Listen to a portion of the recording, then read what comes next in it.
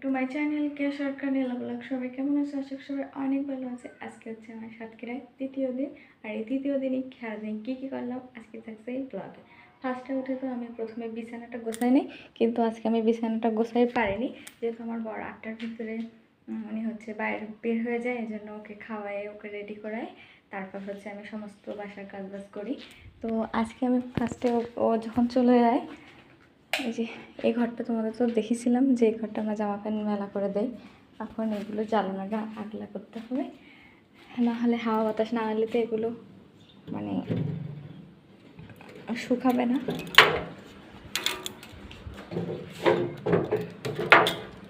এই দেখো এই সাইডে কিন্তু আরেকটা বাসাও আছে, হ্যাঁ, যে তোমাদের সাদারপুর থেকে দেখাচ্ছিলাম যে এই যে অ্যালবেস্টার ভেঙে পড়ছিল, সেই এই বাসাটা।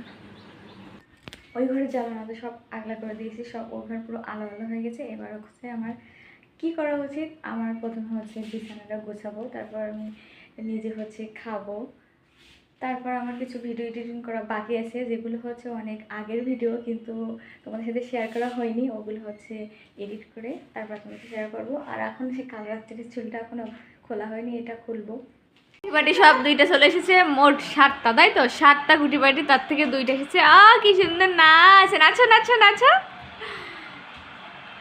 এই অর্থি পিছনে হচ্ছে মায়ান, মায়ান না মৌনি, মৌনি, হ্যাঁ। বাহ, অর্থি খুব সুন্দর নাচছে তো, দারুণ দারুণ।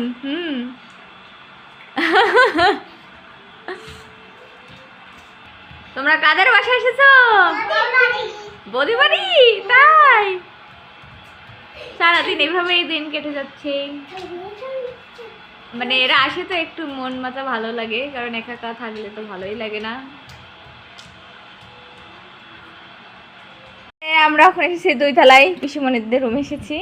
এটা হচ্ছে রাফার রুম, ঠিক আছে। আর আমরা এই রাফা এখন স্নান করে ড্রেস চেঞ্জ করছে, তাই তো ছোট্ট রাফা। আর এই যে পাশে ছোট্ট রাফা হ্যাপিনি, সিপা বলে হ্যাপিনি। এই যে সাইডে আছে এগুলো, বাস টেনটানা